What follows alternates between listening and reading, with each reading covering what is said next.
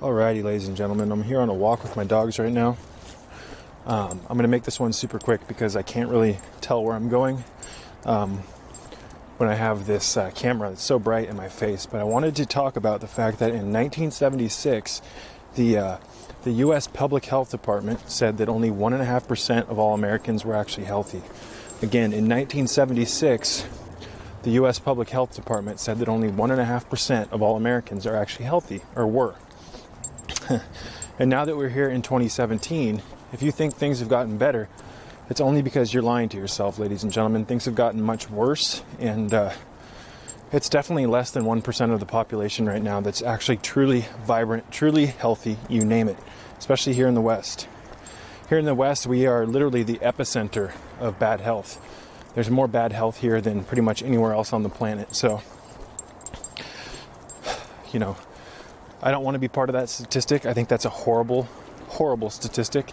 And I think that in order for us to really change the world as a species, we're going to have to get out of that low bracket of health and start taking our power back. You know, due to the fact that we're operating at such a suboptimal state of health as a species, it's no wonder why people can't dictate and understand the programming that's been pushed on them. They're hypnotized, ladies and gentlemen. So it's a sad state of affairs indeed, and I'm going to try to hold the camera off to the side like this while I walk. It's so bright, but it's making my eyes hurt. But I mean, ask yourself, do you want to be part of that statistic, or do you want to be part of the group of people who pushes the envelope? In my opinion, that statistic proves largely why we are not evolving as a species, physically and mentally, emotionally, spiritually, you name it. Let's turn the brightness down a little and see if that helps. It's a little bit better. Hi, Luna. So, you know, you guys, I think that if we were operating at a standpoint of 90% of the population was actually truly healthy, we'd be experiencing a whole different state of consciousness as a species, because the health of the physical body dictates largely the health of the mind. The mind and the body are intimately connected, and to think otherwise is foolish.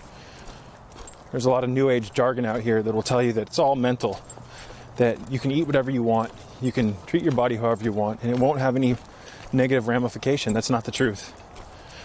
Proof of that is the healthier you get, the leaner you get, the more real enzymes and real food you get into your body, the more water you drink, the clean water, you're going to start feeling better. And you're going to realize that there's an intimate connection between the mind and the body and the state of health within the body. So that is my whole approach. It's not my whole approach, but I approach spirituality through the maintenance and taking care of the physical body. To me, that's a pretty sound approach, a very rational approach. So, you know, you can find that statistic that I said at the beginning of the video in Dr. John W. Apsley II's book, The Genesis Effect, Spearheading Regeneration with Wild Blue-Green Algae. Excuse me. Just ate dinner.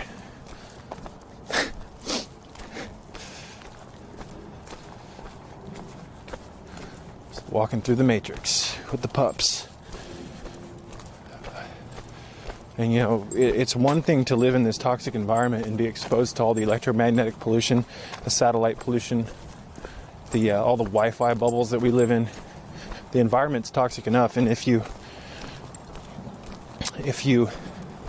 live in this environment where it's already toxic without taking care of your health, it's going to make things much worse. It's going to make the environmental pollution cling on to your system and make you sick even quicker. So fortifying the body with herbs, fortifying the body with strength, getting exercise, getting circulation, getting more water, getting more rest, grounding yourself to the earth for electrons, you name it. These are essential prerequisites towards a better spiritual, more stabilized life. So every time I hold this light up to my face, it's just blinding. So I'm gonna wrap this one up in a minute. But right now I'm out here just walking around on the trails near my house in the cold weather. It's very good to get out in cold weather go for a walk, breathe the cold air, do some deep breathing, get that stuff into your lungs. And I apologize for the low quality of this video, but you know, there's going to be a lot more videos, so no need to worry. Some water up here. I used to play in this creek right here when I was a kid.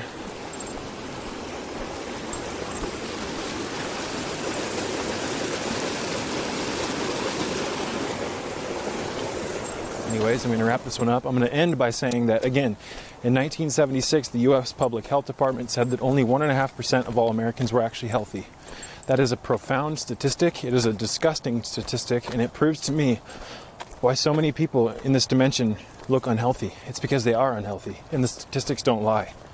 1.5%. So, since the mid-70s, we've come a long way with our bad health.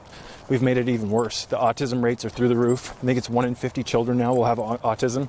Compare that to the autism statistics from the early 1900s.